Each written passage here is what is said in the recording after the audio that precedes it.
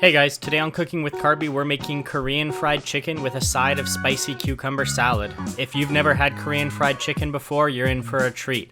It's so delicious. It's somehow sticky, chewy, crispy, and crunchy all at the same time. Clap on, clap off, clap on, clap off, a clapper. I'm starting with about 2 pounds of chicken breasts that I'm going to cut into maybe inch-long strips, fairly small chunks. I've used this same recipe with chicken thighs as well as chicken wings. The only difference with chicken wings is because it's on a bone, you're going to need to double the cook time. Now that all of the chicken is sliced, I'm going to start my marinade with a pinch of salt, about a half a tablespoon of baking soda, a couple of spoonfuls of minced garlic, maybe 3-4 cloves worth, a splash of egg whites, this is the equivalent of maybe 2 egg whites, and a couple of tablespoons of soy sauce, a half tablespoon of sesame oil, and a heaping tablespoon of cornstarch. Give everything a good mix to make sure it all gets coated and none of our starch clumps up, and then we're going to cover it and throw it in the fridge for at least 30 minutes, but you could even do this overnight. On to the spicy cucumber salad. We're starting with 2 large English cucumbers. I'm slicing off the ends and then splitting down the middle, flipping on its side, still stacked, and then I'm slicing into fairly thick slices but at an angle. We don't want these too thin, otherwise they're going to soak up the dressing and just get slimy. After the cucumbers comes a couple of green onions, but all of the vegetables in this salad, you can kind of mess with the ratios however you want. It all depends on the size of the veggies. Next is 1/2 of a large white onion that I'm just cutting into crescents, followed by 4 cloves of garlic that I'm using a garlic press to mangle into my salad. You could also microplane this. And then 4 tablespoons of soy sauce, which is why we aren't adding any additional salt. A tablespoon of sugar, a tablespoon of sesame oil, and 2 spoonfuls of chili garlic paste. A bonus ingredient is a couple of spoonfuls of crisp chili oil, if you can actually manage to get it open. Like, this is embarrassing. I had to put my spoon down. Like, 2 hands came out, followed by a regrip and a bend over. Like, you don't even know I might be using my foot at this point. That's really embarrassing, and I'm gonna have nightmares about crisp chili oil. But let's still put a couple of spoonfuls in because it's a good bonus ingredient. I mean, I don't even really want to anymore, but it's kind of just like the principle of it, and I have to prove a point.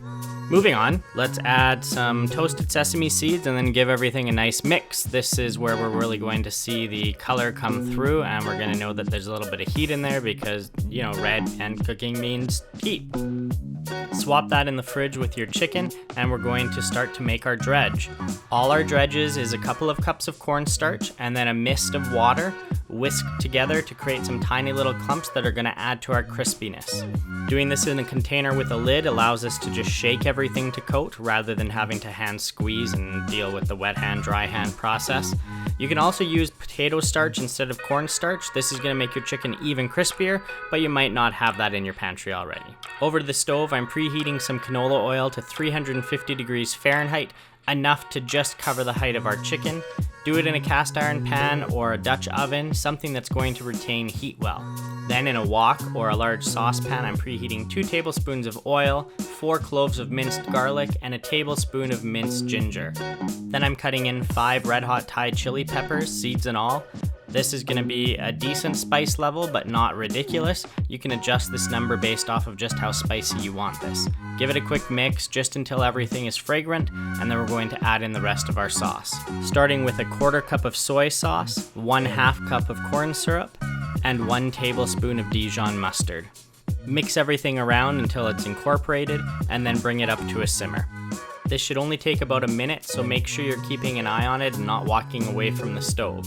Once it starts to bubble like this, we're going to add in 1 tablespoon of brown sugar, give everything a good mix, and let it come up to a simmer again. This time though, it's going to be quite a lot thicker and it's almost going to look like lava. This is the consistency we want, so as soon as we see this, we're going to turn off the heat and move this pan to the side onto a cold burner. By now our frying oil should have come up to temperature, so we can start to add our chicken in. One at a time, always dropping away from ourselves to avoid splattering the hot oil. After they're all in the hot tub, we're going to mix them around a couple of times just to make sure they're not sticking to the bottom of the pan, and B, not sticking to each other. They're only going to cook for about 4 minutes here, just until we start to see some color, but they should be cooked through. Then we are removing them from the oil and putting them onto a wire rack to drain any excess oil off and come down to room temperature. This is going to take about 10 minutes, so watch the temperature on your oil. We don't want it to get too hot. We want the temperature to be 375 degrees when we throw our chicken in for its second fry. This second fry is what makes the chicken as good as it is. The first fry cooks the chicken, the second fry locks in the crispiness. As soon as this chicken is in for its second fry, we're going to put our sauce back onto heat, bringing it up to that bubbly lava stage again. After 2 or 3 minutes, when our chicken reaches that dark golden brown color, we're taking it straight from the oil into our bubbling sauce. It's really important that our sauce is at this bubbly stage because it's what's going to make this coat the chicken rather than turn into a sticky mess in our pan. Toss everything around to make sure that every little nook and cranny of each piece of chicken gets coated. It's almost going to look wet, but you'll see very quickly it starts to coat and create like a glossy sheen on the pieces of chicken. As soon as this happens, we're ready to dish it out into a serving platter. For a garnish, you can deep fry some peanuts in your oil. Just leave them in your spider strainer for about 30 seconds, and then we'll start to plate up.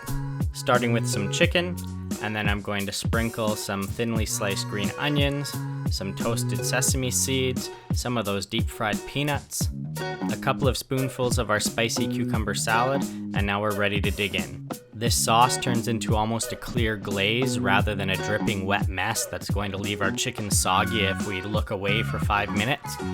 I guarantee this chicken's even going to be crispy tomorrow when you reheat it in the microwave, if you happen to have any leftovers. It is so good. Just the right amount of spice, chewy, crispy, crunchy, hot chicken balanced by the cold cucumber salad. I can't wait till you guys try it. Thanks as always for tuning in. I really hope you enjoyed this video. Hope you learned something. If you did, please like and subscribe if you haven't already, and drop a comment below if you have suggestions for future episodes. See you in the next one.